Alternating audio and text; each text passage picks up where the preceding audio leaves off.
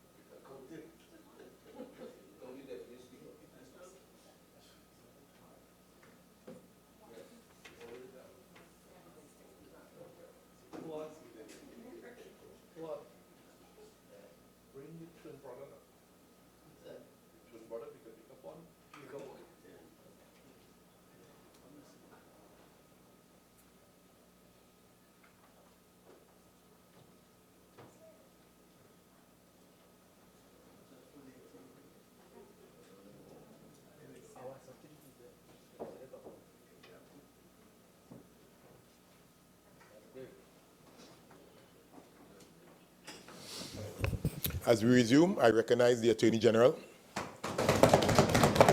Thank you, Mr. Deputy Speaker. Mr. Deputy Speaker, I beg to depute for the Minister of Finance to move that a bill entitled An Act to Repeal and Replace the Insurance Act, Chapter 8401, to reform the law relating to insurance companies, to regulate insurance businesses and privately administered pension fund plans and other related purposes be moved.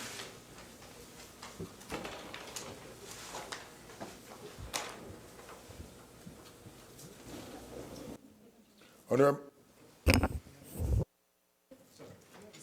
Mr. Deputy Speaker, I apologize. I thought that we had a little problem with quorum, so I was being a little bit cautious. Having begged, Mr. Speaker, as I now intend, I start off by saying that, and if you will permit me, Mr. Deputy Speaker, I wish to offer sincere condolences to the family of the Honourable Minister of Finance, the member for Diego Martin North East, whose father-in-law, Mr. Williams, Ralph Williams, was buried today. In fact, it is for that reason that the Honourable Minister of Finance, having piloted one bill as he did, completed one bill, couldn't stay as his family commitments have taken over those responsibilities. So with your leave to offer prayers and condolences to the Honourable Minister of Finance and to his family in their time of mourning. Mr. Deputy Speaker, it gives me great pleasure to move this particular bill. I say so because Trinidad and Tobago has, in seeking the amendment of laws, as we do for the Insurance Act, we have been in a position of development from 1980 to 2017 as we stand. Indeed, the parent law which we seek to repeal, Chapter 8401, was passed in 1980. Back then, it's sure to say that the state of the economy was a very different thing. It's sure to say that the financial services sector was a very different thing. It is sure to say that Trinidad and Tobago was at the beginning of a journey which it had not yet figured out. Indeed, in 1980, we were at the cusp of going through some difficulties which became very apparent then as we went through the first shock in oil prices, etc. But in the period 1980 to 2017, we have had now nearly 37 years of looking at what we should do in our insurance laws. It's important, therefore, to actually put some perspective into this. We stand in a difficult financial situation in Trinidad and Tobago. Indeed, questions have been asked, how does a government survive with a loss of 92% of your principal revenue from your principal source, as has happened to this country? How does one work one's way towards diversification? It is in fact very much so the case that reform to a very important leg of our economy, which the insurance sector contributes and stands as, is the way to work ourselves there. It is a matter of statistical information, as at September 2016, that the insurance industry totals $47.5 billion in terms of assets in the industry, the insurance industry. Added to that, that is the consideration flowing into the assets under management for the pension sector. And that is in fact $47.7 billion. Put in terms of percentages, expressed by way of percentage to GDP, the assets in the insurance industry equal to 32.6% of our GDP, and the assets for pension sector equal to 32.7% of our GDP. Those are no small sums, Mr. Deputy Speaker, for consideration. We stand here having piloted, introduced this bill into the Parliament as we have, this 2016 bill. We stand on the back of 37 years of work. In the period 1980 to 2001, significant reforms were contemplated by Trinidad and Tobago. In the period 2001 to 2009, deeper reform process began by way of significant consultation. In 2009, there was specific legislative involvement which sought to fast-track some legislative measures, which I will come to in a moment. And then, in the period 2011 to 2015, the 10th Republican Parliament went about trying to crystallize the work of reform into the insurance industry. In fact, Mr. Deputy Speaker, the then government, the United National Congress, introduced the insurance bill in 2011. That insurance bill was introduced by the Honourable Member Winston Dukaran as the Minister of Finance, and that bill lapsed on the 26th of June 2012. We then saw the introduction of the Insurance Bill 2013 by the new Minister of Finance, Minister Larry Hawai. That saw the appointment of a Joint Select Committee comprising several members. Indeed, on our bench, then the Honourable Marlene MacDonald, the Honourable Colum Imbert, and I all served as members of that Joint Select Committee.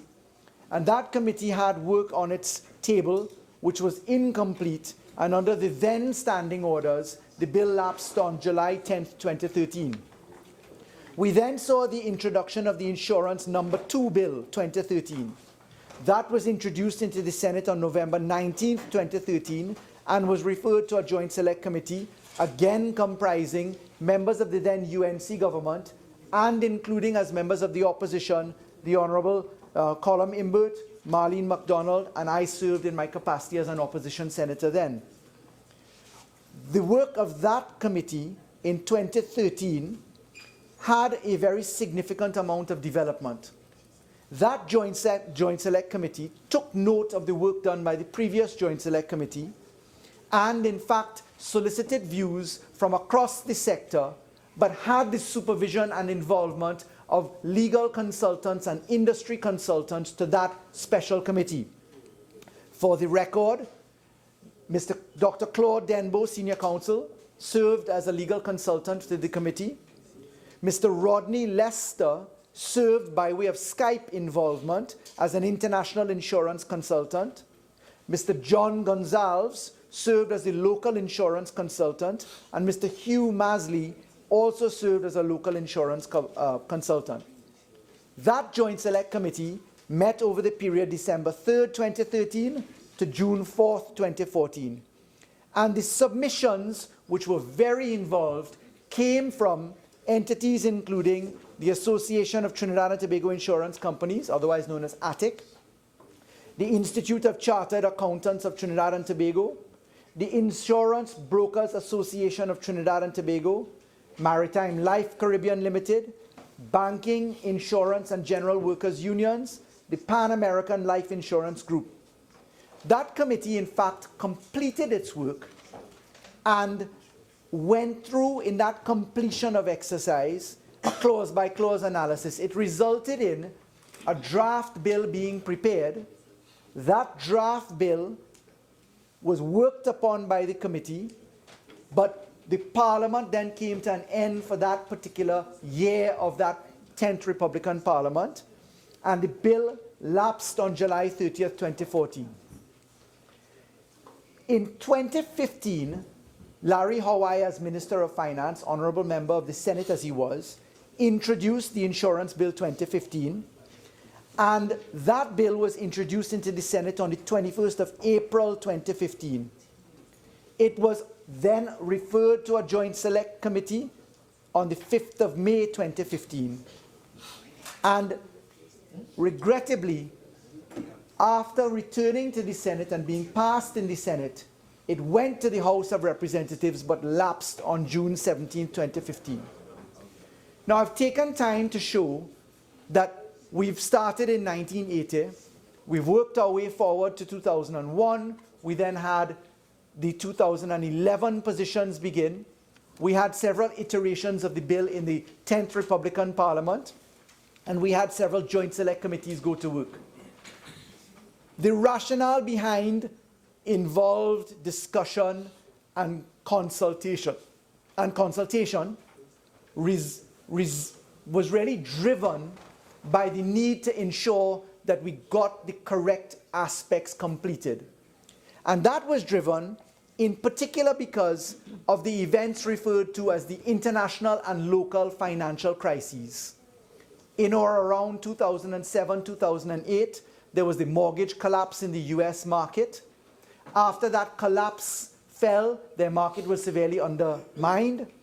And in 2009, Trinidad and Tobago suffered from a market collapse or threat to its financial system, with the teetering body of the CLF group coming to the fore, where liquidity and other concerns were raised in respect of the largest conglomerate sitting then, which of course involved the insurance sector. It was driven, therefore, into an accelerated purpose, which I mentioned a while ago, of several reforms taken out of the 2001 to 2008 considerations. And in 2009, we saw some accelerated introductions into the Parliament. I'd ask you to remember, this law articulates well with the Financial Institutions Act, which was a landmark piece of law coming in or around 2008, 2009. But in 2009, with this particular crisis, the rationale for amendments was born in more deeper form. And on this occasion in 2009, we actually saw amendments which included very important stabilizing effects. One, for the enhanced action in relation to the statutory fund of financial institutions, which in this case were insurance companies. Two, we saw a deliberate legislative attempt to enhance the structure by which the central bank could enter to engage in stabilizing activities, which I of course refer to as the amendments to Section 44 of the Central Bank Act, as happened in 2009. We then saw a very novel introduction for a flexible compliance regime, which allowed for the issuance of compliance directions, providing therefore a softer approach to administration as opposed to direct court action. It allowed for a graduated approach to encourage compliance by entities which were under supervision by the central bank.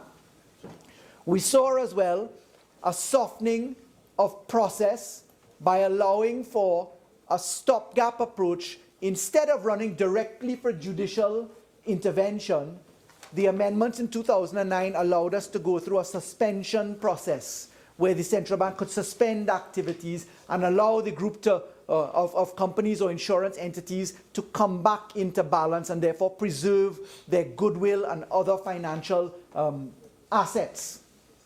Lastly, of course, we allowed for the central bank to share information with other regulators. So this bill is solidly built upon some of the observations which came to the fore arising out of the 2009 crisis, 2008 international crisis, and 2009 local crisis. What we also saw in 2009 was a very important consideration of how the backing to insurance companies were managed. And I'm of course referring to the introduction of the Insurance Admissible Assets and Valuation of Assets regulations, which governed how the valuation of assets for insurance companies were going to be determined. Now I've set that out to tell you that the bill before us, coming through the passage of Joint Select Committees in the 10th Republican Parliament, as I've just referred to, worked its way not only from legislative consideration, but from very important real-life experience in how this country managed from a litigation perspective and from a regulatory perspective the crisis point to figure out not only what looks good on paper, but what really ought to be done in practice. The bill before us is actually quite a long one. It is some 282 clauses long. It involves 13 schedules. And the bill seeks to attend to a number of considerations which really can best be categorized as gaps in the current law. You see, under the current law, the backing for institutions is really, in terms of capital adequacy, it is the capital or stated account called the statutory fund of the insurance company. That, under the present law, needs only be collateralized up to an extent of anywhere between $1 million to $3 million. Take the CLF position as its group interest. We were looking at a $300 billion entity where its insurance company had a backing of $3 million in terms of its capital in its statutory fund. That, of course, went into what the risk profiling and ratios look like. So, very importantly, as gap under current law, the inadequacy of holding risk by backing on a statutory fund on a de minimis basis of $3 million only at maximum clearly was a gap that had to be attended to. We also have, by way of gap in current law, the position where we don't have effective corporate governance framework. That corporate governance framework involving not only board of directors, but also shareholders, and also the articulating entities of auditors and accountants, as well as the regulators which participate in the exercise.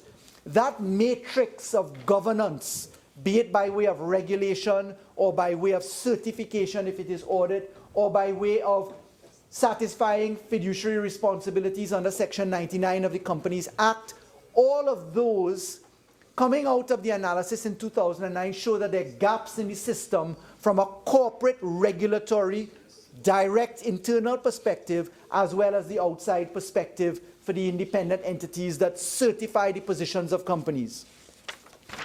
We also look in terms of gap analysis to the fact that the present law does not allow for consolidated supervision of conglomerates, where a conglomerate would have a financial institution as part of the conglomerate and a non-financial institution as part of the conglomerate. And therefore the risk of contagion of non-financial conglomerate entities flowing into the regulated entities, the financial entities, that risk of contagion is definitely a gap which we have seen in terms of the workout of the 2009 crisis, and one which requires attention. We look as well to the coexistence of the markets or companies across borders, and we have another concern, therefore, in terms of gap identification. Essentially, this bill seeks to solve situations which deal with risk. And why better? What better description could that be in terms of insurance? After all, insurance is the business of risk. Insurance is driven by risk analysis and profit to be derived across risk, but it must be backed at the same time. We've just pointed out 37.2%, 37.6% of our GDP is dealt with in terms of assets in the insurance sector and assets under pension management. These are therefore large sections of our economy, and the risk has to be managed.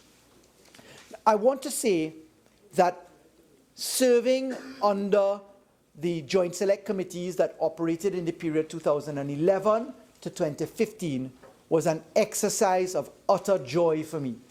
And I say so because it was a distinct privilege to sit as a legislator and as a practitioner of law.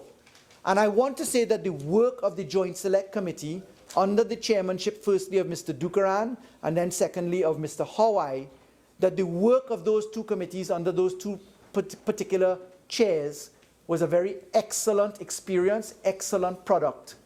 And I dare say that the Joint Select Committees that went into operation approached the issue with unified purpose and with unified effort, which was of equal measure. So I openly salute the work of the Joint Select Committees under both chairmen, and I say that the work produced by the committees were of an excellent quality. Particularly, that work flows into the work which we have now in the bill. And when we look to the safety and soundness and resilience of the insurance sector, we're actually looking to address the very issues which we spotted in the gaps. Firstly, of course, we're moving from that de minimis statutory fund or stated capital of $3 million or $1 million, and we're now moving by way of proposal in this bill to a risk-based capital approach. Certainly, Section 22 of the bill seeks to have companies which are of a particular type, writing business which is non-life business, have a capitalization of $15 million. We look to mixed companies, that is general life and other types of business, property, etc. We're looking at general and life in two different points. We're looking at that to a stated capital of $22.5 million. But the bill recognizes that the ability to move to that kind of stated capital, that risk-based capital, is one which must be done by way of a phased approach, and the phased approach is one which says that you'll have a 5-year time frame to get there. The bill goes further in ensuring that these assets that sit in the risk-based capital are there in the event that there's a liquidity or solvency issue for drawdown for the benefit of policyholders. The bill goes further than that by ensuring that the greater the risk of appetite a company has, the greater contribution to capital it must have. The bill specifically, in Section 44 of the bill, goes into the Catastrophe Reserve Fund. And that's a very novel and laudable perspective, because the Catastrophe Reserve Fund ensures that you must keep a separate fund, populated by minimum of 25% of your net business per year, and then ensure that there are limitations on drawdown, but you need not go any further in your catastrophe reserve fund if you've actually matched up the level of business that you're doing. So you've got a larger stated capital, you have got, in fact, a progressive movement for greater risk, more capital required, and a catastrophe fund. And that is a significant movement for our economy because it's based upon the international recommendations which the country has received over the successive years, in particular from entities such as the IMF, from the World Bank, and looking to the operations of best-in-class industries throughout the region and internationally. Importantly, in that capital adequacy structure, there is also a mechanism in the bill that if you pass and drop below 70%, that you actually have a trigger which is pulled automatically to the regulator, suffering consequences for failure to maintain a limit which is above 70% of your risk capital, if I can call it that. We look in this bill as well to include a very core concept called actuarial valuation methodology. The current law does not define a common approach for valuing companies' obligations to policyholders, and that variation across the sector and that ability to have one person come up with an opinion which is different from another in two separate entities means that there's no consistent approach for the financial system itself. In those circumstances, we've sought to introduce the Caribbean policy premium methodology to harmonize the valuation of liabilities for long-term insurers. That therefore applies an equal standard across the plate and allows us to have certainty in valuations so that regulator, auditor, valuator, board of directors, shareholders all have an understanding on the same platform with the same measurables. When we look to further improvement, we note that we're also introducing financial condition reports. That's the ability to stress test your institution, which this bill actually introduces. The ability to make sure, using extreme but sometimes plausible examples, that your company is stress test. When we look to what happened in the 2009 collapse, some of the arguments which came out was that the stress testing for liquidity or solvency wasn't done on a continuous basis to the point where one could have avoided some of the issues which arose in our country. We also look to the fact that we would be making sure that financial condition reports become a common feature of the regulatory environment so that there is again a trail and consistency of obligations and opinions and certifications as to what the state and conditions of entities look like. The bill seeks to address credit exposure. The ability to limit connected party transactions is critical. Again, these are lessons learned out of the 2009 crisis and the 2008 international crisis, 2009 being local, where connected party transactions can have a drag on the liquidity or solvency of insurance companies, thereby prejudicing assets, thereby prejudicing policyholders in the long run. When we look to ensuring effective oversight, what we've realized is that regulators and assessors, and by that I mean whether it is auditor or valuator or etc., there has to be a consistency and a rigor in the approach of the methodology and standards and frequency with which these entities operate and certify and share information. We're introducing into the insurance regime mandatory audit committees with a mandatory statement that you must have independent directors so that you can be sure that you have an arm's length, open sort of situation. We're ensuring that there are annual reporting requirements by the CEO, by the CFO, with responsibility for the preparation of financial statements, etc. We're ensuring that there is a regulatory approach and direction as it relates to interlocking directorships. Of course, interlocking directorships become a thorny issue when you're looking at conglomerate entities, but at the same point in time, it is something, whilst it may be necessary in certain circumstances, it is something to be carefully regulated in other circumstances. When we look further, we're making sure by this bill that we can have an effort to have consolidated supervision. supervising insurers, overall strength of group perspective to make sure that we limit the contagion aspects across group entities, particularly where there are financial and non-financial institutions and group entities. It's critical that there is this facility in terms of availability. That requires, as the bill also has, information from non-financial entities where there is a positive requirement to provide information so that we cross what would otherwise be the corporate personality solidarity, where corporate vehicles stand alone and really ought to be at arm's length from each other. There must be an ability for regulators to reach in or look past the non-financial entity flow where it's previously been a trickle flow, if any at all. We also have to look in today's large market, particularly where underwriting is done by what you may call white label products or fronting business, where there's 100% risk placed abroad but really labeled by companies locally. We have to look at cross-border supervision. That also becomes a very important concept when you look to the type of markets which operate.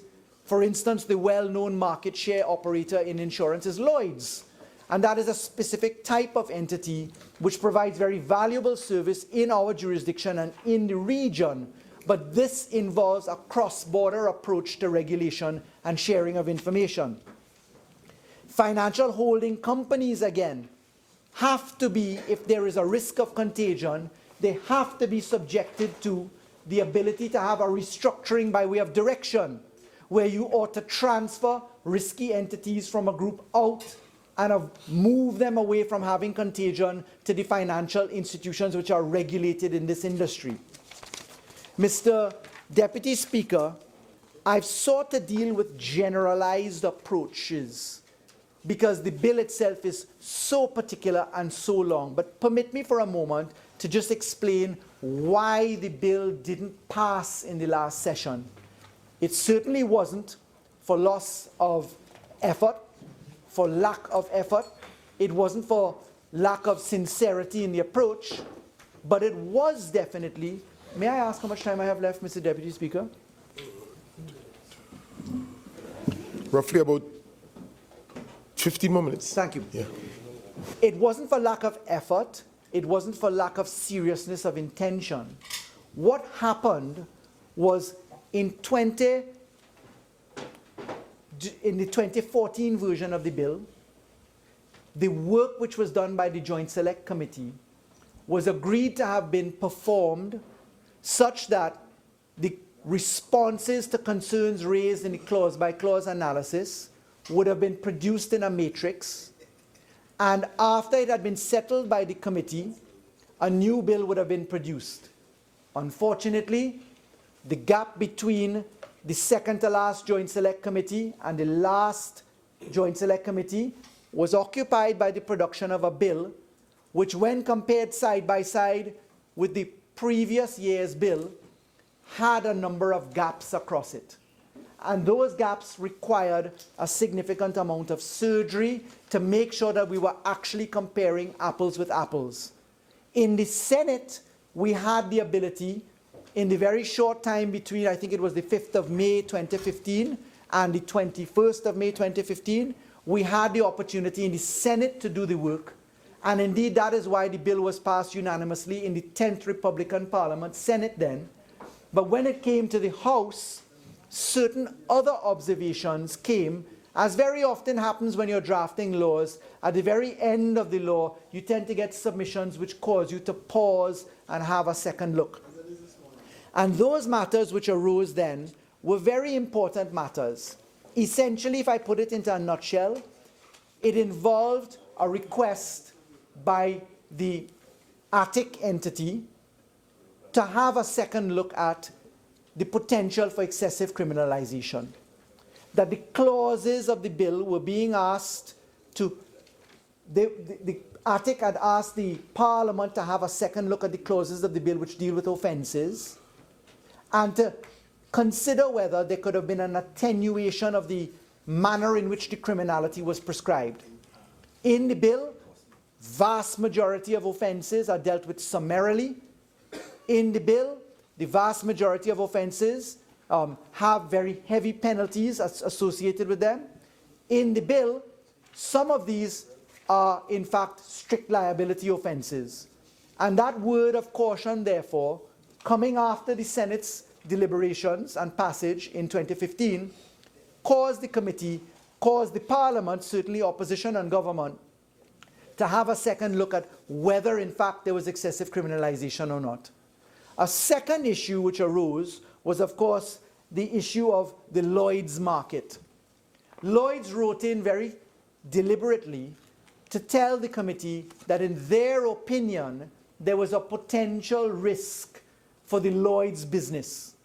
Lloyd's provides a significant amount of business, but in the type of structure of underwriting that Lloyd's does in the bill, the position offered by Lloyd's in 2015 was that the placement of 20% of value in terms of capital adequacy, if I call it that, as well as the coverage of the full extent of liability exposure, that would have been too far a reach for them, which would have resulted in the market collapsing from their perspective, because it would have been, as one could put it, too rich for their appetite. So the Lloyd's concern was something which we had to have a second look at.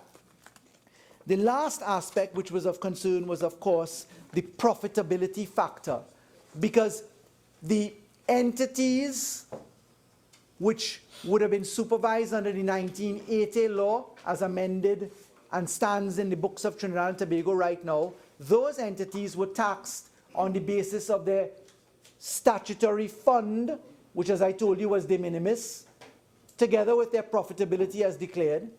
But in moving away from the statutory fund to the risk-based approach, the need for understanding of what the corporate tax would look like became a very real issue, to make sure that the price point would be known to entities who would work their way into the industry. Now, I think it's important to reflect that according to the central bank, there are 7 active life insurance companies in Trinidad.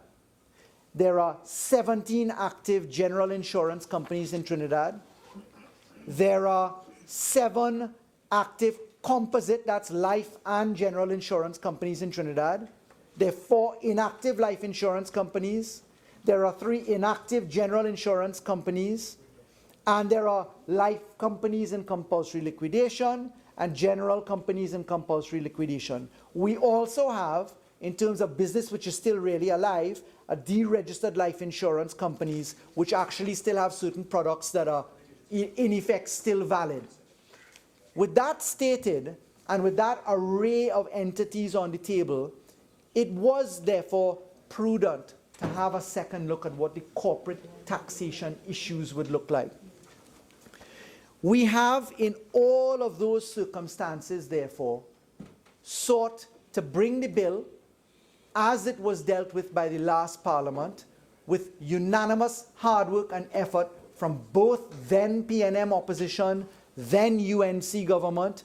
I recall personally spending hours upon hours of dedicated work together with my colleagues on the other side, straining the resources of the CPC's department and consultants who I know were pulling their hair out, and at the central bank and others, as I recognize them here this afternoon. But the point was that there was merit in actually bringing the bill as is. Having stated what some of the concerns are, and having reflected in the period of entering government to where we stand now, I can tell you that the government has considered a lot of the considerations raised, as I've just addressed some of them in 2015. We've considered those, we've gone further, we've done consultative work, but now that we've completed that task, we think it prudent to include the Parliament by way of Joint Select Committee and include the stakeholders by way of consultative involvement, that we allow this to come together to perfect the issue. Why do we do that? We do that because we feel fairly satisfied that the work is of good product. The work is work which allows for a graduated scale of involvement of the regulator. You can pass through a ladder of remedies. be they administrative sanctions under Schedule 6 of the bill, or be they actual criminal activity, be it suspension, be it injunction, be it winding up. There's a range of activities for better regulation. The capital risk adequacy is a decent approach. The involved corporate supervision, auditor supervision, regulator supervision, all of these are very encouraging features for our financial stability of Trinidad and Tobago. But very importantly, the insurance bill as presented allows us the opportunity to address some of the deficiencies observed, not so directly, but certainly observed in the Caribbean Financial Action Task Force report on Trinidad and Tobago on its fourth round mutual evaluation delivered in June 2016, June 2016, which observed under recommendation 26 of the FATF 40 regulation points that we had work to do in our supervisory improvement. Better regulation involves better supervision. Better supervision involves a stronger economy.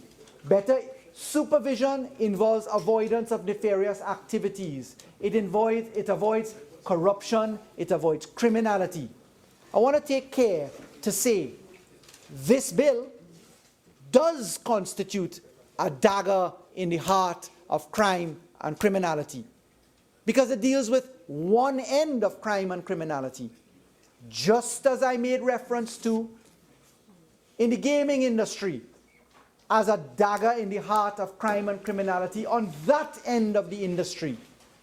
And therefore I want to be very careful to warn our deliberations or caution or encourage. We shouldn't be uncharitable to mischaracterize arguments. We should understand the tone and tenor in which they're set, because the panacea to crime and criminality is never going to be had with one piece of it, but bit by bit. As Prime Minister has often said, one by one, cocoa does fill basket, a Tobago expression. No, one. I can't even get it right. But the point that I got trying to interpret it, the point that I got was that one by one, adding into the basket, the solutions come. Whether it's the gaming bill, which is one, whether it is the insurance bill, which is another, whether it is the criminal justice sector reforms, which is another, whether it is the motor vehicle and road traffic amendments, which is another, whether it is anti-terrorism work, which is another, whether it is amendments to the Board of Inland Revenue Act, which is another, whether it is amendments to the Firearms Act, which is another. It's only going to be real if Trinidad and Tobago takes us seriously and we don't mischaracterize arguments. And that's why I was a little bit disappointed in some of the contributions I heard earlier. Not that I'm going back to revive any debate, but intellectual honesty is important for all of us. I think that this is an intellectually excellent piece of work. I think that the matters raised that have been attended to by the government can be explained in the Joint Select Committee, which we propose, occupy the attention of the House of Representatives as well as the Senate. And I would only hope and pray that my learned colleagues share equal fervor in this endeavor and allow for the process of 37 years of analysis to come to fruition so that the country can have its reputational and risk aspects better managed for the sake and benefit of the taxpayers of Trinidad and Tobago. I beg to move.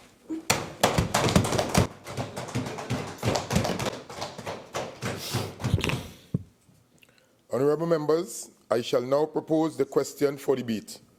The question is that a bill entitled An Act to Repeal and Replace the Insurance Act, Chapter 8401, to reform the law relating to insurance companies, to regulate insurance businesses and privately administered pension fund plans, and for other related purposes, be now read a second time.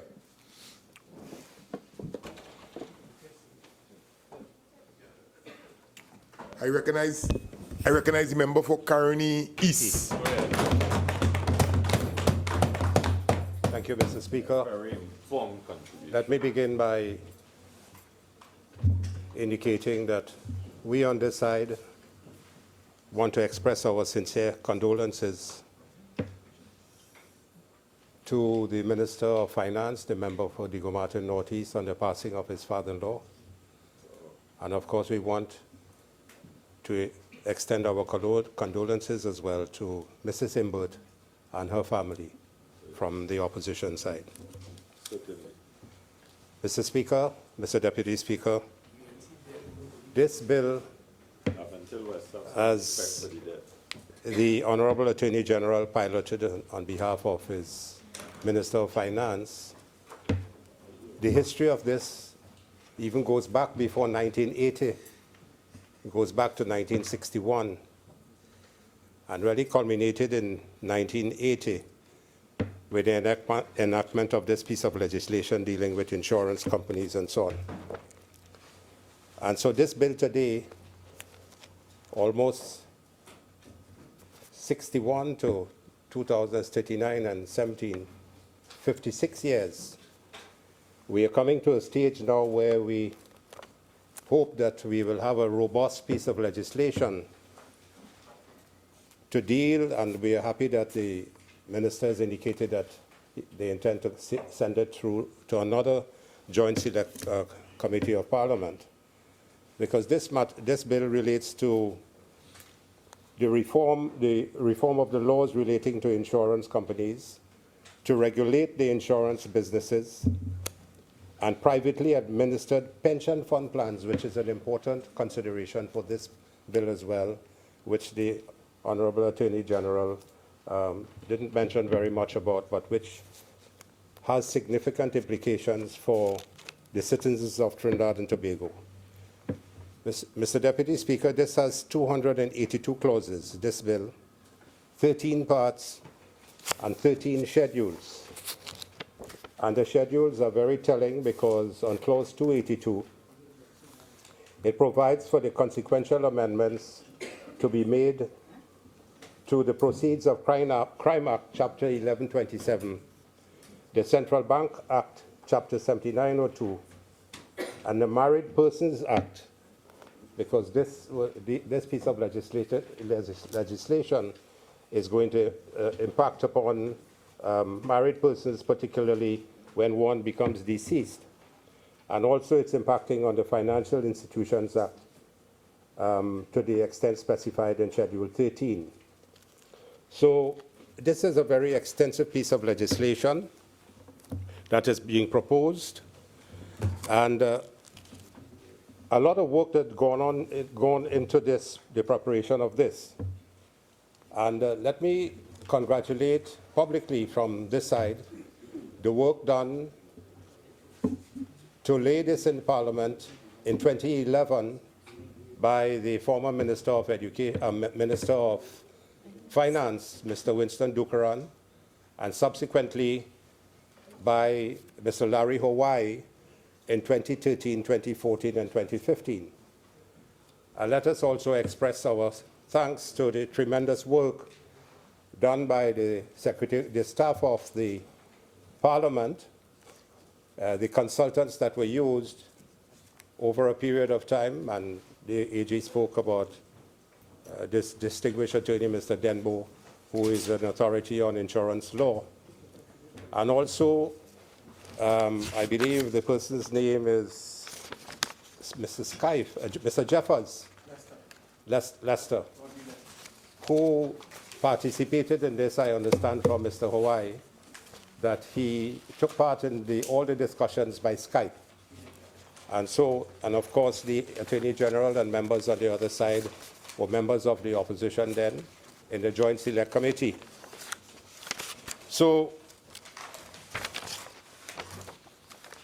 this, we have to look back in terms of the crisis that occurred over a period of time in the insurance industry and in the financial sector. And this is why it is important when we meet with the Joint Select Committee that a number of aspects of this piece of legislation is taken into consideration, although a lot of work has been done on this already and had come to almost complete fulfillment of this bill when it was laid by Mr. Hawaii in 2015, subsequently in 2015. And we would always, there are a number of young colleagues in the House today who might not remember the days of when Winshaw collapsed in the 1970s and early 80s. And then the Kopolani Group also collapsed as well in terms of financial issues. And there was another international company, an international financial company, led by an individual when that collapsed as well. And thousands of citizens lost their funding. Thousands of, I wouldn't call the name today, but thousands of citizens lost their funds as a result of the insurance, the weakness in the insurance system that occurred over the number of years. And then, if we look back, by the year 2000, CLICO itself had been experiencing difficulties. And if it weren't for the Republic Bank shares increasing in price quite significantly, which was a five-fold increase over the period from 2000 to 2009, and also the price of methanol had moved from a relatively lower figure up to over $500 a ton, so that the revenues were derived from these two major investments by the CLF group resulted in the stabilization of the company at that time, even as early as 2000. And so what was being done at CLICO at the time, and because of the increase in the prices of commodities and so on, it seems as though they were able to withhold the eventual collapse of CLICO until 2009. But were it for a robust piece of legislation and a strong division of the central bank inspecting the work of the CLICO grouping at that time, which seemed to have had an investments of almost $100 billion in the country and other places around the world, but with a small asset of only close to about $3 billion at that time. So what was the supervisor, the central bank supervisor of insurance, doing at the time?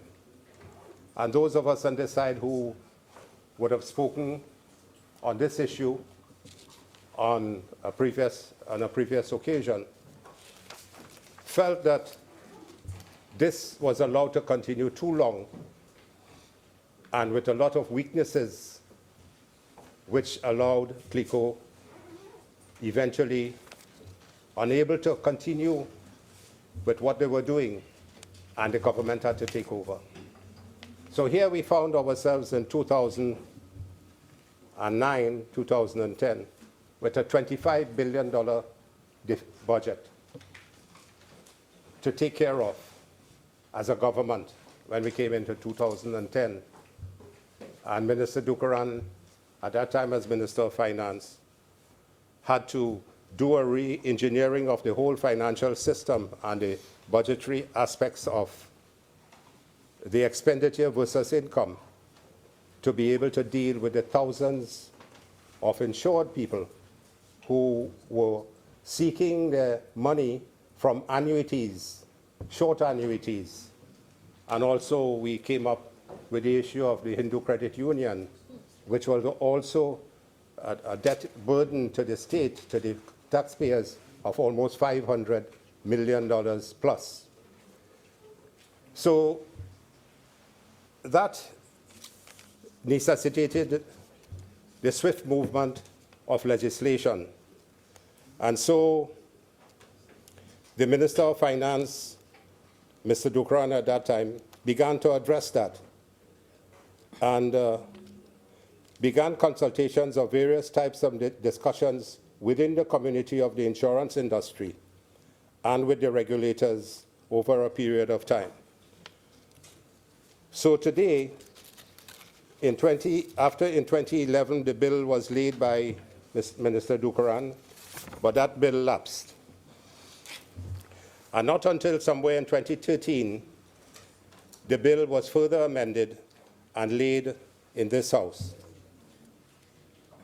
In fact, there was one meeting of a Joint Select Committee in June of 2013, but that did not go further, and the bill was consequently relayed when the House and the Senate came back into session in November of 2013. And during that year, following the laying of the bill, there were 13 meetings of the Joint Select Committee, which began on December 3, 2013, and went to July 16, 2014. So, Mr. Deputy Speaker, a tremendous amount of work was done to bring about this piece of legislation that the Minister of Finance, Mr. Hawaii, brought finally in 2015. And so 13 meetings of the Joint Select Committee. They completed their work. They completed it clause by clause, examination, analysis of the bill, but needed time to prepare a complete list of amendments. And so it reported on July 18, 2014. And subsequent to that, quite a significant amount of work was done by the regulators and by the Chief Parliamentary Counsel Office, as well as receiving feedback from the industry. And a new bill was again laid by the People's Partnership Government early in 2015. And that was referred to a Joint Select Committee as well. And because of the commitment of the People's Partnership Government to bring a degree of control and robustness in the regulations and the management of the insurance system and the financial system. And we must not forget that there were pieces of legislation, amendments to the Financial Institutions Act and the Securities and Exchange Act as well, done at that time during the People's Partnership Administration in 2010 to 2015. So when that was committee met, they had two meetings. A Joint Select Committee was appointed in 2015.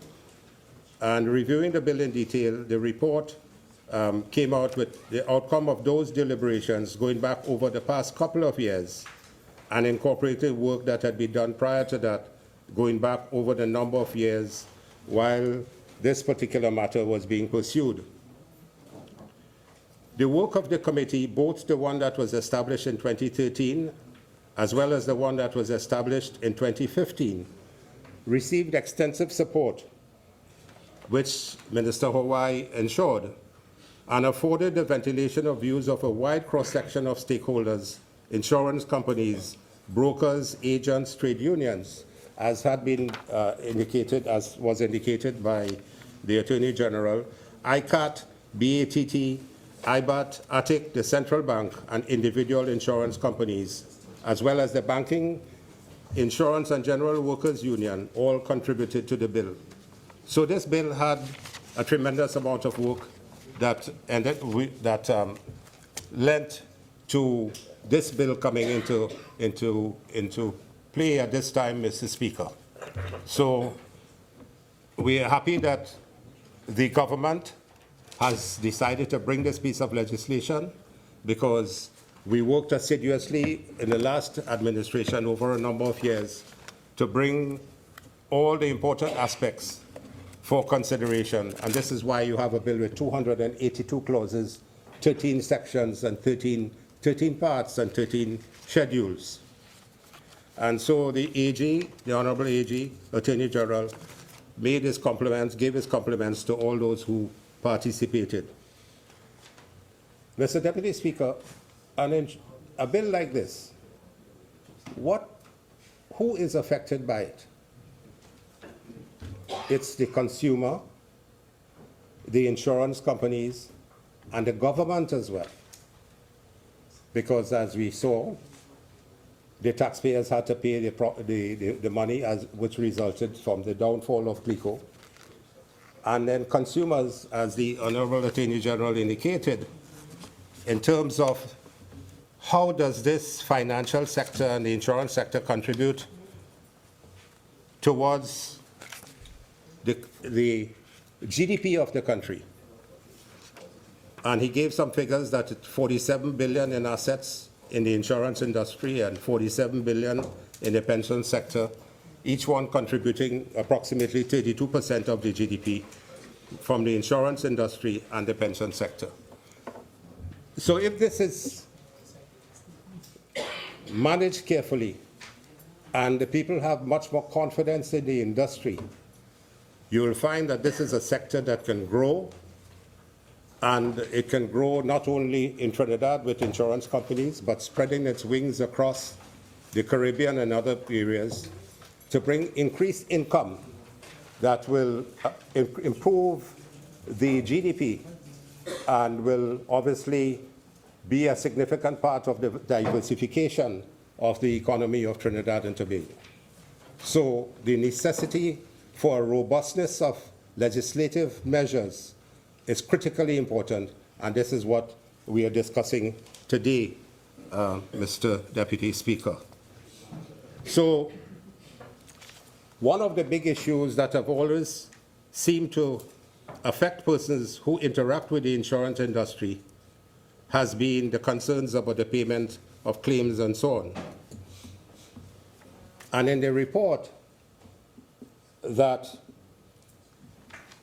came through with this bill, 5 areas of concern provoked quite lengthy discussions in the Joint Select Committee. As the AG was there, he would remember,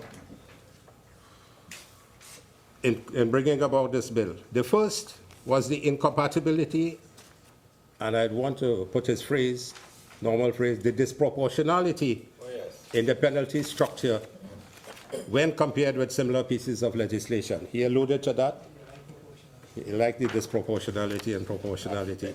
For example, the Securities Act and the Financial Institutions Act. He made mention of the different areas of penalties. I don't know whether the Honorable Attorney General is familiar. He may have it with him. But, Mr. Deputy Speaker, I have in my possession the Insurance Bill 2016, the reporting timelines for a number of areas, and the time frame and the penalty for non-compliance. So this work has already been done in terms of the comparison, which encompasses application and annual fees, stated capital necessary for registration, duty of company to furnish inspector with company or form of policy endorsement for or application, etc. Reporting contraventions of credit exposure limits, appointment of auditor, reports and responsibilities. And the penalty for a lot of them with non-compliance, for instance, reports and responsibilities, the criminal penalty of 400,000 plus 40,000 for each day the offense continues, and a fine of 8,000 for each day the offense continues as well. So you have an administrative aspect and another aspect. So this work has already been done. It encompasses a number of parts in the bill, and therefore we want to prefer, if you can find it somewhere, that this be a significant part of consideration, so that work on this is already done, and so the Joint Select Committee can use this information very quickly and deal with the matter in an expeditious manner. So this information is there. Now, I mentioned one area of concern. The second, the committee recognized that there were some areas of incongruity, and the committee sought to streamline some of those.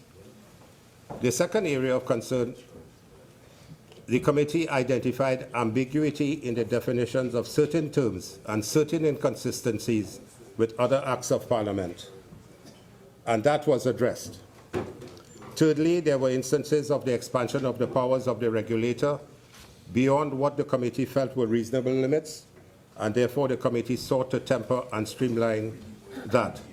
Fourthly, there was inconsistency in the determination of periods for reporting or completion of certain actions, and the committee made certain changes resulting in that as well. And fifthly, there was an issue of affirmative resolution or negative resolution, and they adopted the English legislation which afforded that compromise being looked for, and that was accepted eventually, the English piece of legislation in terms of the affirmative resolution. So, in essence, Mr. Deputy Speaker, the concerns that when we speak about insurance and insurance agents and brokers and actuaries and all the people related to the insurance sector, one of the main concerns at all times is the efficiency of the system, the fairness of the system, the expeditious management, and the payments to policyholders by insurance companies. And thousands of citizens have complained over a period of time, particularly in the motor vehicle industry and the insurance, that payments are not easily forthcoming when they get into accidents, despite the fact they may have full coverage of insurance or even third party, where the third party is applicable. So people have been complaining a very long time about these issues. And therefore it is incumbent upon, when the deliberations take place in the Joint Select Committee, that the matter is resolved. And looking at the proportionality issue, it must be in the proportionality that the consumer must never suffer as a result of that. And that is then the life insurance policies. When somebody becomes deceased and the life insurance policy has to be administered, they sometimes go through for years and never even benefit from it, because the probate and administration of the will and so on take a very long time. So the issue of who is to receive the funding from the life insurance becomes a problem. And then sometimes a divorce takes place and the husband and wife are separated. Then this piece of insurance, this piece of legislation has to factor that in as well. What happens when a divorce takes place? And then in some instances where there are relationships, cohabiting relationships for more than 5 years, there's a piece of legislation on that as well. And so how does this legislation affect the cohabiting relationships of more than 5 years? So this has significant implications for the general public and for citizens as a whole, both male, female, and children. And then on the passing of one of the individuals in a marriage, what percentage do the children get receive from the insurance companies, and how is that administered? And how the trustees deal with the matter with the insurance companies? So, Mr. Speaker, Mr. Deputy Speaker, that's the car industry. Then there is the issue of insurances in terms of catastrophe. Flooding, we have, God has been good to Trinidad and Tobago, that we haven't experienced storms and hurricanes for a long, long time ago. But the flooding issue, how is that administered? How is it paid? Is there value for money based on the insurances that are paid by the individuals to take care of flooding? And then how do governments manage the issue of the Caribbean insurance, which takes into effect the catastrophe emanating from hurricanes and storms across the small island developing states of the Caribbean? Because the CARICOM has a catastrophe fund which Trinidad and Tobago pays a contribution to. So how does the government deal with individuals and homes which have had damages as a result of some catastrophe? God forbid, fortunately, we haven't had any significant earthquakes as well. So these are the issues that the consumer has on his or her mind when they are dealing with insurance companies. During the course of this today debate, a question was asked on the issue of the PH drivers and the PH vehicles that are running the routes, plying for the trade of taxis, usurping the role of taxis. How does the insurance company deal with individuals who are damaged or who have died in a PH vehicle which had an emergency? And how are they protected? And a significant part of the population have their transportation by PH vehicles. And it will be important for the Attorney General or for the Minister of Finance to speak a little more on this. They mentioned that it is illegal. So citizens must be aware that going into a PH vehicle for transportation is illegal and they're not protected. And even some of those who go into some other vehicles, some of them don't even have an insurance.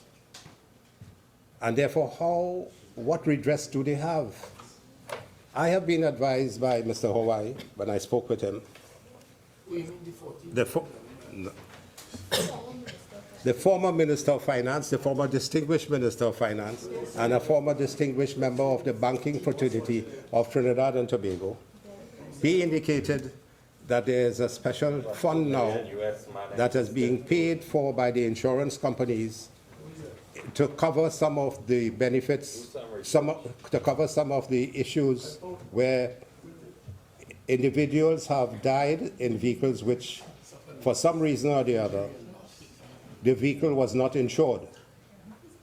And so it is important for the AG, Honorable Attorney General, and the team, when the Joint Select Committee is appointed, to look at these particular issues of the PH drivers and the uninsured and so on, when their lives have been lost on those areas. Another area, Mr. Speaker, is that because of the vastness of the insurance industry, there are a number of players in it, and the Attorney General mentioned a significant amount of people as insurance companies, insurance agents, insurance brokers, actuaries, whatever. The issue there is that there are so many of them, they want to do very well in their business.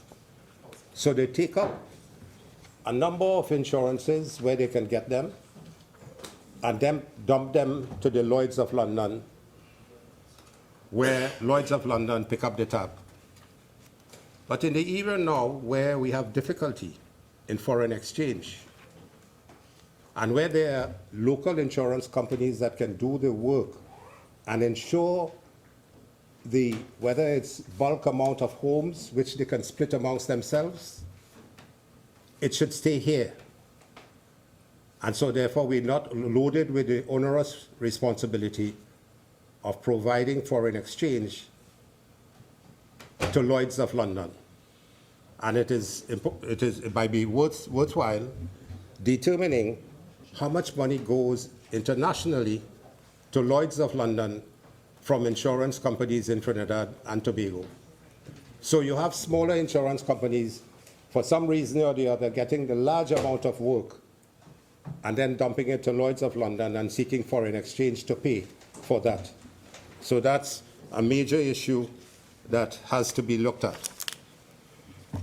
Mr. Deputy Speaker, private pension funds. Wow. Has expired. You have an additional 15. You care to use it? Kindly Mr. proceed. Deputy Speaker. Thank you and thanks to everyone. The private pension funds.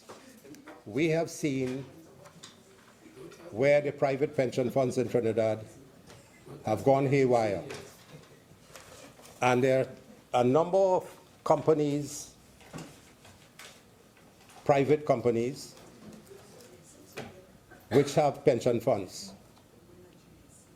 And we are quite aware that a number of these pension funds fold up from time to time and leave the workers, as my colleague, the member of Cooper North, will tell you, that a lot of them have been left on the breadline when they retire, or even when they have been sent on voluntary separation and so on, because the pension plans have not been functioning.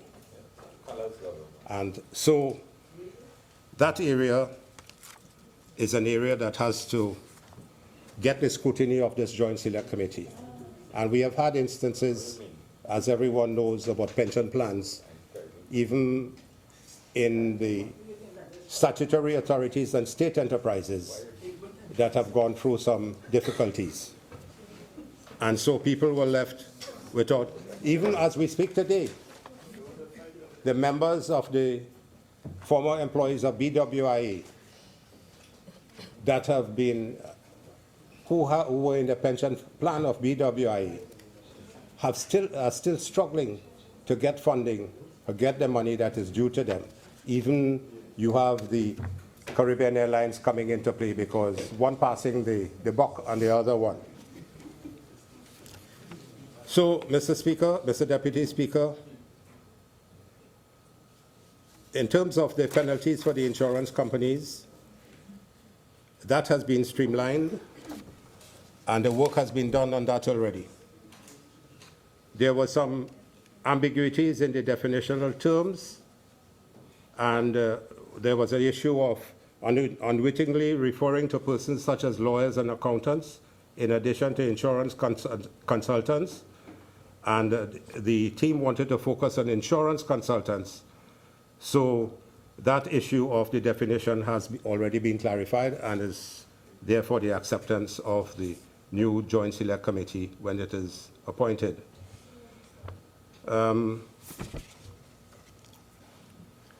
Duties of directors to be more in line with the Companies Act. The AG mentioned, the Attorney General mentioned, that in a small society like ours, there's always the question of interlocking directorates.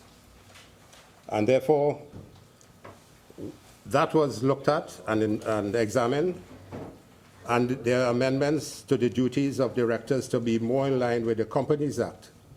And they adopted the provision from the Jamaican legislation on this particular point. I think the Honorable Attorney General will remember while he was a member of that Joint Select Committee.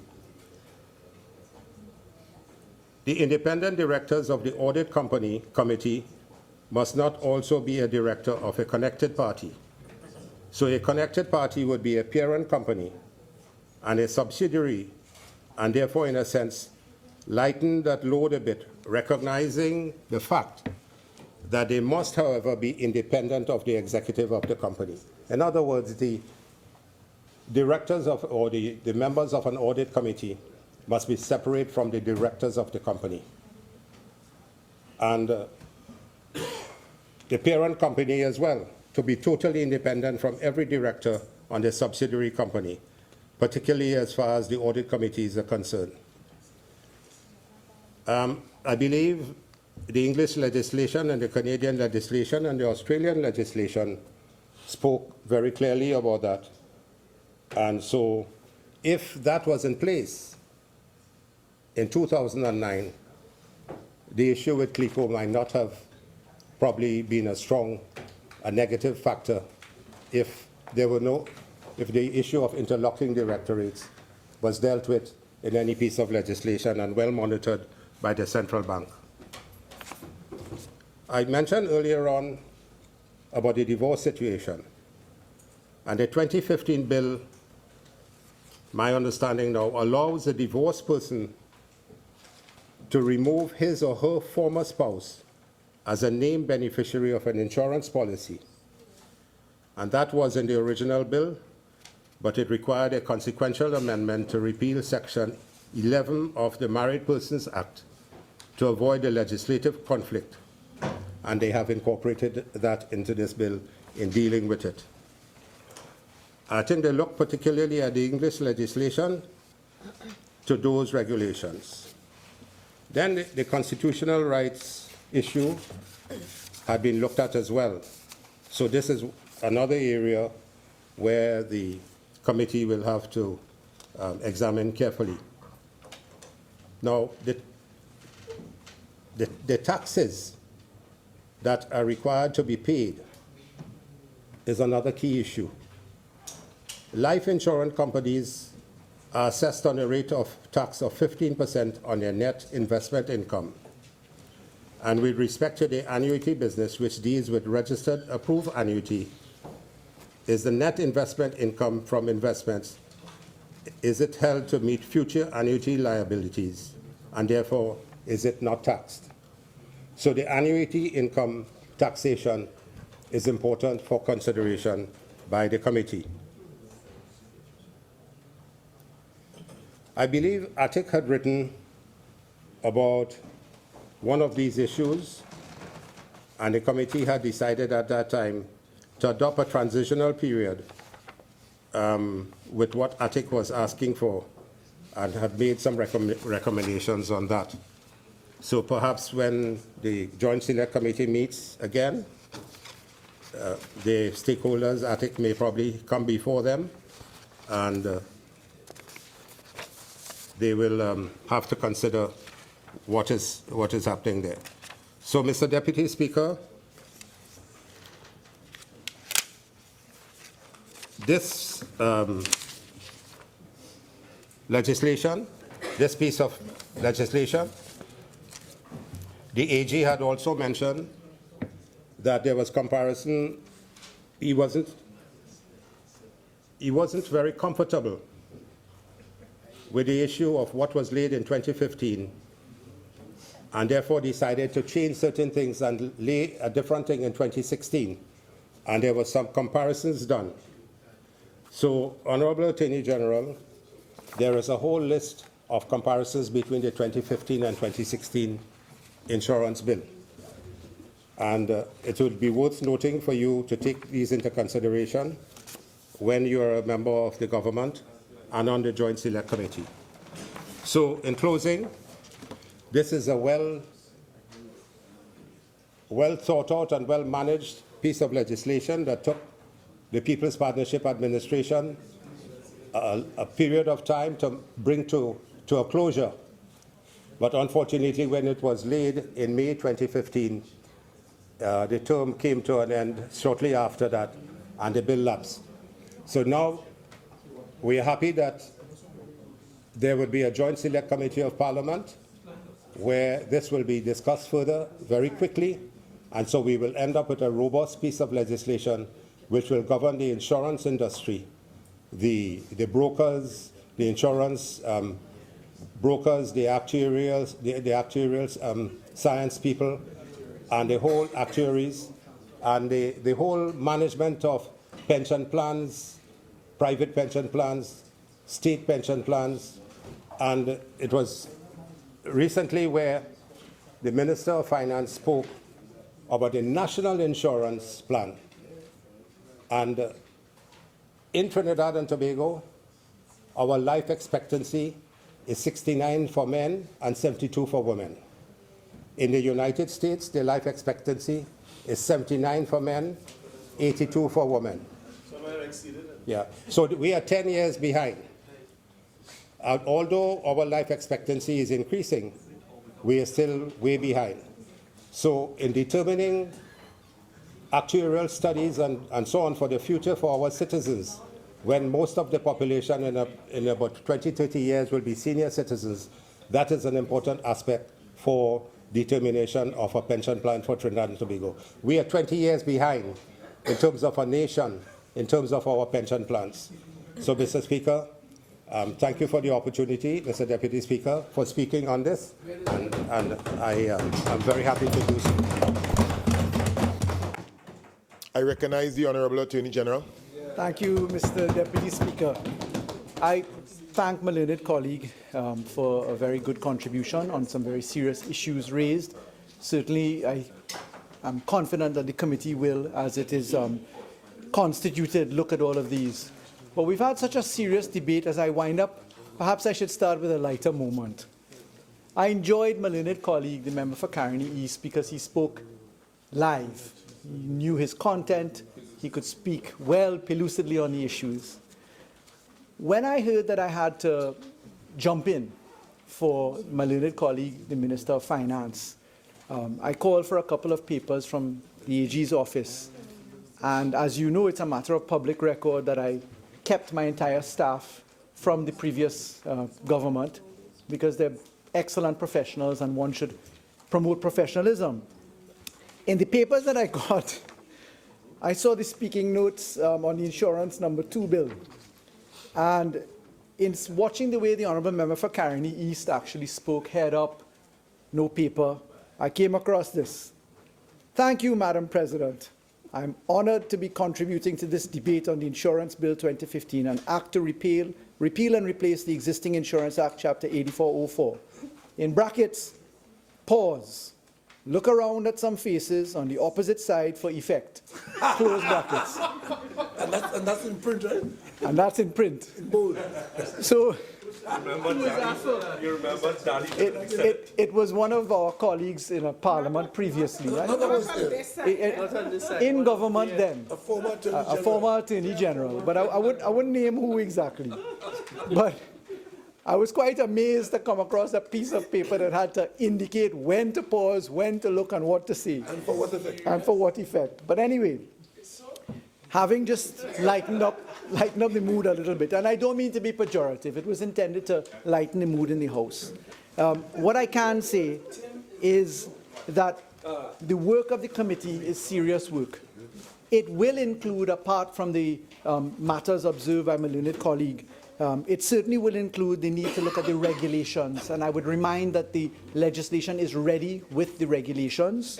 They will include the Central Bank Payment of Supervisory Fees and Charges Amendment Regulations 2016, the Insurance Intermediaries Registration Regulations 2016, the Insurance Capital Adequacy Regulations 2016, the Insurance Caribbean Policy Premium Method Regulations 2016, the Insurance Financial Condition Report for General Insurance Regulations 2016, the Insurance Financial Condition Report for the Long-Term Insurance Regulations 2016, the Insurance Participating Account Regulations 2016, Insurance Companies Registration Regulations 2016, the Insurance Pension Fund Registration Fees Regulation 2016, the Insurance Pension Fund Investments Regulation 2016, and the Insurance Approved Securities Regulations 2016. Now, I've taken time to include that reference because we have, in fact, in the consultation over the last couple of months, and certainly since we took up office, we've had recommendation come on the draft regulations, and I'm pleased to say that that ought to occupy the consideration of the Joint Select Committee that this Honourable House hopefully will recommend shortly, together with that to be constituted from the Senate, the members to come from the Senate. Pause now and look up. Pause and look up. Pause and look up for effect. My learned colleague, the Honourable Member for Caroni East, raised a very proper perspective on the state of our economy, the contribution to GDP, in dealing with transparency issues. In fact, some of those markings by which we are measured by international organizations or non-profit entities include the very recently published CPI index, which is the Transparency International listing. And I think that this bill will certainly help us in the rankings that Trinidad and Tobago, in the publication which came in 2016, has pointed out. There's been slippage. I took the opportunity to contact one of the members of Transparency International and have confirmed that the period upon which that report was based was 2014, 2015, and part of 2016. And therefore, when I observe ill-informed commentary that the country has miraculously woken up in a different state of slippage, I wonder if people understand that 2014 was under the People's Partnership, 2015 was under the People's Partnership, and that when you look to slippage, you have to also factor that new countries were added to the list for the first time who ranked higher to Trinidad and Tobago than before. So really and truly, this sort of slash and burn analysis that some persons maybe want to engage in, you know, we should really check facts first before we make statements, because I think the word I'm looking for, Mr. Deputy Speaker, is that it can be embarrassing. It really can be embarrassing. Let's look to the issue of two very important points raised by my learned colleague Carney East, outside the parameters of the observations which we're aware ought to be attended to in the Joint Select Committee, but raised by my learned colleague. Because we do certainly have written submissions from ATIC, from Lloyds, from other entities, and we should hear from them again. But my learned colleague raised two very important issues. One was the need to look at the pH regulations and how our society is going to treat with the elephant in the room.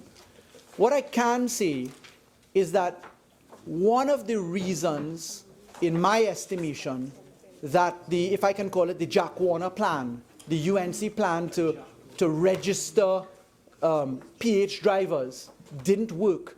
One of them included the fact that insurance companies would not provide underwriting for persons who took hire whilst being privately registered. That's one of the reasons. And the other reason is that the motor vehicle and registration laws in Trinidad and Tobago say specifically if you're going to have passengers for hire, you've got to be registered under the laws for hire. Now, this is a very serious issue. The fact is, we have heard for many, many years that our young people, our elderly, male and female, are victims of characters that will mask themselves as persons operating what we call PH, and then enter into acts of savagery or inappropriate relationships. So it's a very serious issue raised by my learned colleague. What I can say, in looking at the issue of Uber, in having the discussion with them, there is a very interesting conversation afoot in other jurisdictions where you deal with what you call the shared ride policy. And in the shared ride policy, you have the ability to have underwriting. And what Uber told Trinidad and Tobago was that they actually have an insurance product to underwrite their position in Trinidad and Tobago. That doesn't escape the fact that it's illegal because you have to be registered for hire. We don't recognize shared hire. But it certainly is food for thought to promote a system where you can actually have a registration of persons, certificates of character, you know who the persons engaged are, you can have GPS tracking by the use of technology, and importantly, once there's an underwritten insurance aspect, then you can deal with special registration. So it's not quite an impossible task. It's something that requires a stretch of consideration, and there is certainly possibility. But it provides for a very useful position for us to regulate. Now, the Honourable Member for Carney East pointed out the criminality which I've just spoken about in this unregulated PH industry. We all know it is the police to enforce the laws. What has been a significant problem for us as a jurisdiction is that police hours have not been facilitated into detection and conviction because court time takes a very long time. Court time consumes significant man hours.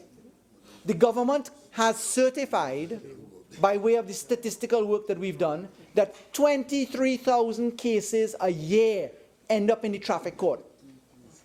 Of those 23,000 cases a year, you've got policemen who have to turn up to give evidence for those 23,000 cases, but 70% of that 23,000 pool fall by the wayside because the defendant does not turn up.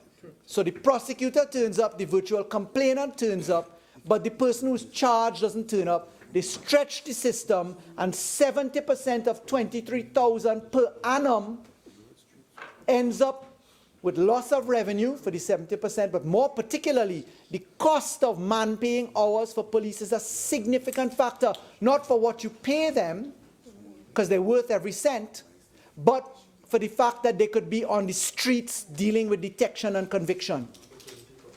The opportunity cost. And that's why we are very, very pleased to be able, as we intend to lay, legislation to remove the requirement for offenses and move to violations. Not yet laid, it'll be laid, I imagine, by Monday. But what that does is that it frees up policemen to be on the beat, and that is what you call anti-crime plans at work. That, added with this bill, added with gaming, added with FATCA, added with so many other pieces of law, is how you begin to fashion the success of anti-crime provisions. So the Honourable Member for Caroni East, Mr. Deputy Speaker, was very right. The PH issue is a serious issue. It's why I've just said what I said. It's why the government has spent almost a year crafting specific laws to free up man hours, to gain better revenue, to have the court system not having to deal with 23,000 cases and therefore moving the criminal justice system faster so that people feel the consequence of crime if you dared to commit it. Because the difficulty in our society is that the proximity of sanction by the court is very far away from the charge that is laid. And if you narrow that gap by solving the criminal justice system, by finding better fix, we are going to be on the right path, and I'm very pleased that this government is in track to do that imminently. My learned colleague, the member for Caroni East, also raised the issue of the fund which insurance companies have been collecting, and it's true. Insurance companies have been contributing to the compensation fund, which I believe stands at close to $1 billion plus $2 billion. And that compensation fund is intended to provide for instances where persons have not been compensated by insurance companies, whether by way of third-party insurance or otherwise. And certainly that is something of merit to look at in this contemplation of the insurance laws, and I thank the Honourable Member for raising it. I want to repeat, Mr. Deputy Speaker, if I may, as I intend to wrap up now, because I think we've traversed almost all of the issues. I do sincerely compliment all of the work prior. Without fear or favour, without risk of being buffed, because I recall when Minister Hawaii was Minister of Finance that he paid a very glowing compliment to me in the Senate, and I too to him, and I recall that he was given a sound buffing for doing it. But what I will say, it was in the papers carried, if you remember, right? And it was in the papers. And the fact it was in 2014 in the Express newspaper. But the point that I'm saying is, I acknowledge, and the government acknowledges, that excellent work was done in the Joint Select Committees by all members that participated, then UNC government members, and then PNM and independent PNM members and independent members of the Senate. And I certainly think that the work that ought to be performed, the analysis, is something which is very doable in a very short space of time. My learned colleague raised the issue of proportionality, and I noticed that there's a tendency to undervalue the importance of proportionality. Let me just underscore. Any time law is challenged in the courts of Trinidad and Tobago, the first thing that you look to, up to Privy Council level, is your statement of proportionality. It's what gives you a fighting chance to allow law to survive judicial inspection. So we are very clear on the issues of proportionality. I found it very warming when I looked at the policy of the then UNC government to insist in the insurance framework, as the PNM accepted, that you take all of these large offenses summarily, not indictably. Let me repeat that. That you take these offenses summarily, and not indictably. And my learned friend for Caroni East understands what I'm saying. He does not. Because it was a very different perspective, Mr. Deputy Speaker, when we had discussions on other issues. Because newfound enthusiasm of certain people have come to pollute what I think is a good policy decision to elect for summary trials as opposed to indictable, particularly when the government shall be bringing very shortly law to completely abolish preliminary inquiries. So, Mr. Deputy Speaker, I commend the consideration of the Honourable House into the push towards a joint select committee. I think we have purchased as a country enough analysis for 37 years.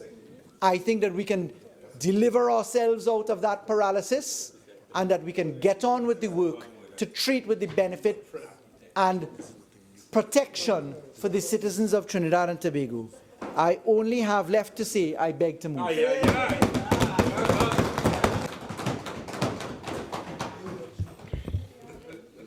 Honourable members, the question is that a bill entitled An Act to Repeal and Replace the Insurance Act, members,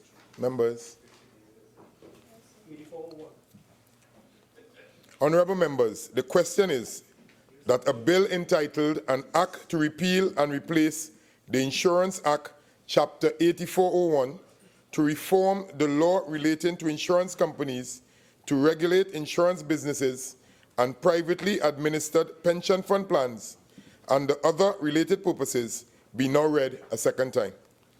All in favour, say aye. Aye. The ayes have it. A bill entitled An Act to Repeal and Replace the Insurance Act, Chapter 8401, to reform the law relating to insurance companies, to regulate insurance businesses and privately administered pension fund plans, and for other related purposes. The Attorney General. Mr. Deputy Speaker, in accordance with Standing Order 68-1, I beg to move that the Insurance Bill 2016 be referred to a joint select committee, and that this committee be established for its consideration and report by March 17th, 2017. Honourable members, the question is that the Insurance Bill 2016 be referred to a joint select committee and that this committee be required to report by March 17th, 2017. All in favour, say aye. Aye. The ayes have it. The Attorney General. Mr. Deputy Speaker, subject to the concurrence of the Senate on this matter, I beg to move that this House appoint the following members to serve on the Joint Select Committee on the Insurance Bill 2016. The members being Mr. Colum Imbert, Mr. Faris Al-Rawi, Mr. Fitzgerald Hines, Ms. Marlene MacDonald, Mr. David Lee, and Mr. Suraj Ratan Rambachan. Doctor. Oh, Doctor. Dr. Lee and Dr. Ramachan, I apologize.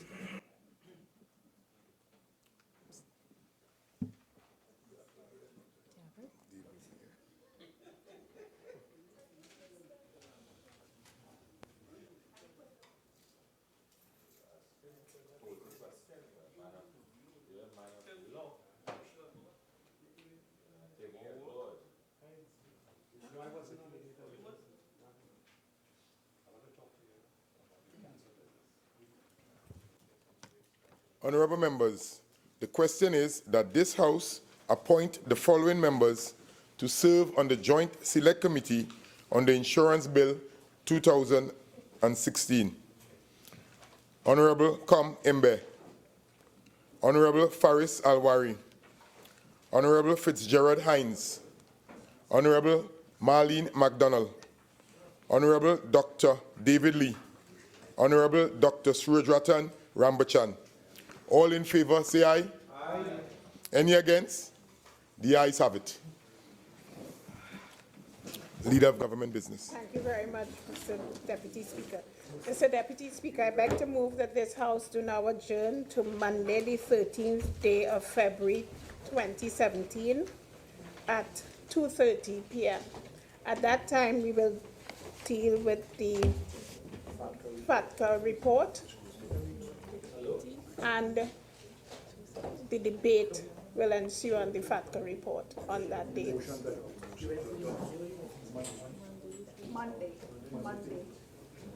Monday the 13th.